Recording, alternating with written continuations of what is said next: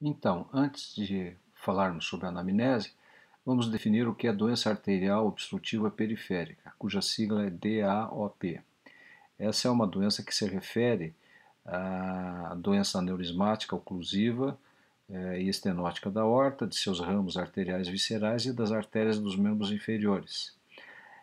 Devemos nos lembrar que a dor dos membros pode originar-se na pele, no sistema vascular periférico, no sistema músculo-esquelético ou no sistema nervoso. Também pode ser referida como a dor do infarto agudo do miocárdio, que se irradia para o braço esquerdo. Esses são sintomas que aparecem, né, e são mais preocupantes, né, com relação à doença vascular periférica. Veja que não nos referimos apenas aqui à dor em membros, mas também à dor abdominal, né? Então, se o paciente tem dor no abdômen, em que região do abdômen dói, se é no flanco ou no dorso, né? E se ele tem algum sintoma associado, como distensão abdominal, constipação intestinal, né?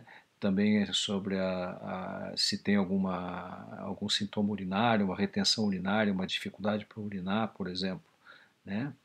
Ah, ah, no caso, a dor nos braços ou nas pernas vão acometer mais o paciente arterial ou o paciente que tem doença venosa.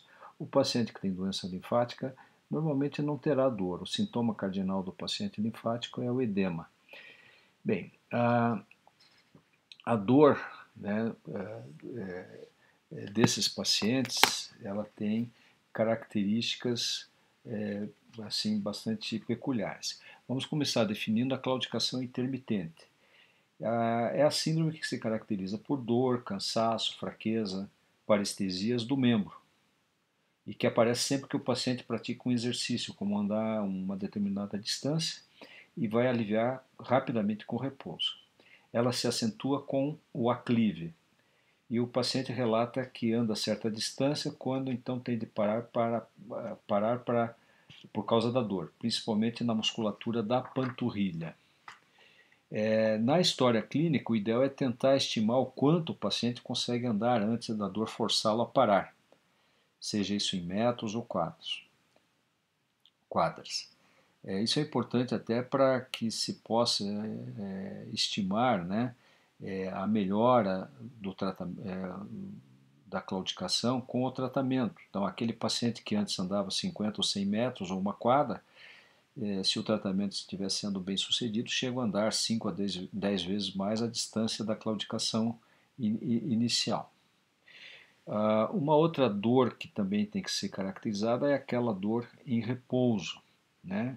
Que é uma dor isquêmica de repouso. Normalmente ela se localiza no pé, mais especificamente no antepé, na região dos metatarsianos e artelhos, e é de forte intensidade. Em geral, ela piora à noite, quando o paciente se deita e eleva o membro inferior.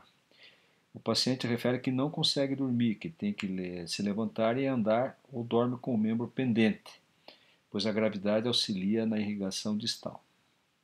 No entanto, o pé apresenta-se pálido e frio e muitas vezes está cianosado, né, com cianose dos pododactos. Essa é uma situação preocupante que pode ser preditiva de um estado pré-gangrena. Uma outra situação que deve ser caracterizada também é quando o paciente refere eritema em membros, né? Então, no paciente arterial, a presença de eritema em membros, existe uma situação clínica que a gente chama de hiperemia reflexa. Então, o paciente, ao colocar o membro pendente, o pé fica bem vermelho, pois a microcirculação superficial está vasodilatada ao máximo, na tentativa de aumentar a quantidade de sangue local. A natureza ela é pródiga, né? Quando existe uma insuficiência arterial, existe a formação de vasos colaterais no sentido de suprir aquele segmento isquemiado, né?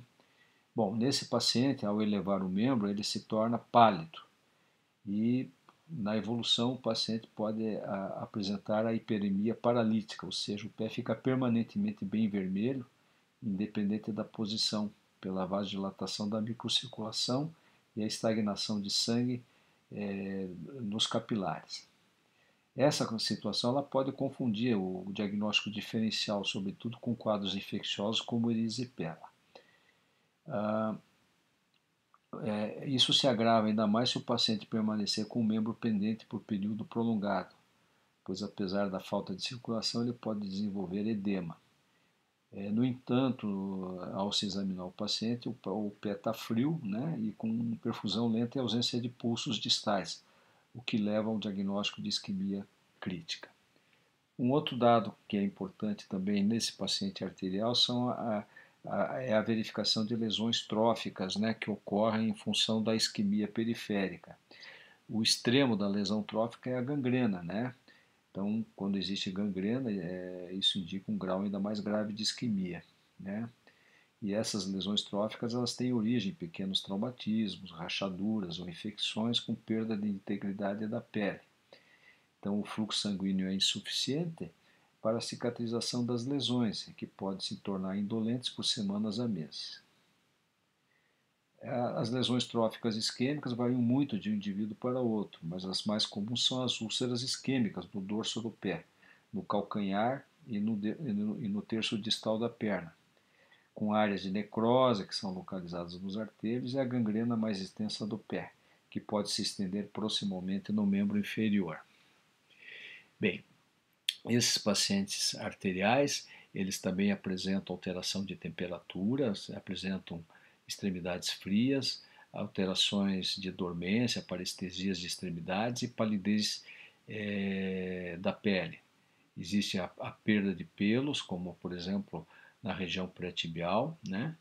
E quando em dias frios esses membros, essas extremidades apresentam-se com alteração de cor na ponta dos dedos e nos artérios, né? E com piora da sintomatologia. Com relação ao paciente venoso, bom, antes de falarmos ainda do paciente venoso, lembrar que uma isquemia periférica, uma insuficiência arterial periférica, ela pode se instalar de forma crônica ou de forma aguda. Quando você tem uma forma crônica de instalação, normalmente a sintomatologia, juntamente com as manifestações tróficas, alterações de temperatura, a manifestação inicial é da claudicação intermitente, né, que é essa dor desencadeada pelo exercício físico. Mas com o evoluir da doença, ele pode ter a dor em repouso até a dor em consequência de uma isquemia crítica. Uma outra forma de instalação dessa dor no paciente com uma insuficiência arterial periférica é aquela que ocorre na insuficiência arterial periférica de instalação aguda. Então é uma dor de aparecimento abrupto, né, em decorrência, por exemplo, do deslocamento de um trombo à distância, como por exemplo numa arritmia cardíaca por fibrilação atrial, onde há a expulsão de um trombo que se desloca à distância, passa a ser um êmbolo e vai fazer obstrução de um segmento arterial periférico, né? Então, nesse caso, teremos uma dor de instalação abrupta e manifestações tróficas tipo gangrena de instalação rápida também, né?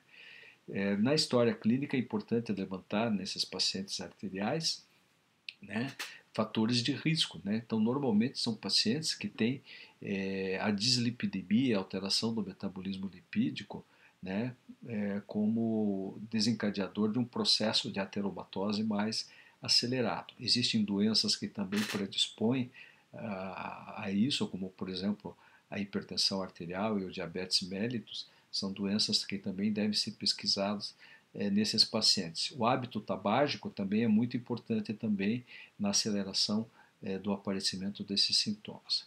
Com relação ao paciente venoso, a dor que o paciente venoso que tem doença venosa crônica é uma dor mais vespertina, né, associada a um edema também periférico mais vespertino, ou seja, no final da tarde, início da noite.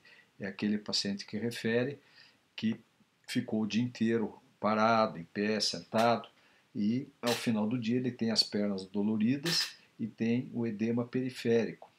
E ele tem que levar os membros para para alívio da sintomatologia. Bem, aqueles pacientes que também fazem viagens longas, intercontinentais, sentados dentro de um avião, também podem apresentar esse tipo de sintomatologia e é um fator de risco bastante importante, inclusive, até para a instalação de trombose venosa profunda, né? Os pacientes com doença venosa crônica também apresentam manifestações tróficas. Essas manifestações tróficas estão presentes em decorrência da maior estásia sanguínea perifericamente, que leva a um adelgaçamento da pele e também com uma sensação de prurido nessa região. Então, isso por acúmulo de hematina e hemociderina na pele subcutânea. Então, a pele fica mais fina, mais frágil, mais suscetível também a ferimentos, que podem evoluir para úlceras venosas crônicas de difícil cicatrização. Além disso, se não bastasse, ele tem muito prurido, né, o que faz coçar, escarificar a pele e colocá-lo em risco também para infecções dessa região. Existe uma hiperpigmentação de pele, que é em função justamente desse acúmulo de hematina e hemociderina, e esses pacientes, eles costumam ter muito o edema, né, como sintoma associado a essa dor e essas manifestações tróficas. Na trombose venosa profunda, nós temos uma situação de instalação súbita e existem alguns fatores de risco para isso. Geralmente são pacientes que estão longamente enfermos, imobilizados, sequelados, né, pacientes hospitalizados, ou então pacientes em casas de repouso ou em casa com sequelas neurológicas, sequelas ortopédicas bastante importantes. Pacientes com câncer também têm maior predisposição a desenvolvimento de trombose venosa profunda. E nesse caso, a suspeita ela sempre deve recair para esse diagnóstico diante da situação do edema, de instalação rápida, de dor, de calor em um determinado membro, né, e associado a esses fatores de risco. Claro que existem outros fatores de risco também para desenvolvimento de doença tromboembólica venosa. Nas mulheres, por exemplo, o uso de anticoncepcionais orais, né, também é um fator de risco também. De uma forma geral, esses seriam os sintomas principais. No caso da doença linfática, na insuficiência linfática, o edema ele é o sintoma principal. Geralmente é um edema duro, a dor não é um sintoma importante, né? Na verdade, o paciente que tem uma insuficiência linfática, ele tende a evoluir para um linfedema e a pele fica com textura mais firme, né, um edema duro, e existe também, se houver alguma escarificação, ferimento de pele, como existe aí uma insuficiência linfática, uma dificuldade de remoção desse líquido intersticial e também uma filtração adequada pelos gânglios linfáticos desse líquido intersticial, a veiculação de bactérias, né, naquele segmento periférico pode predispor também com maior facilidade a presença de infecções tipo erisipela e celulite.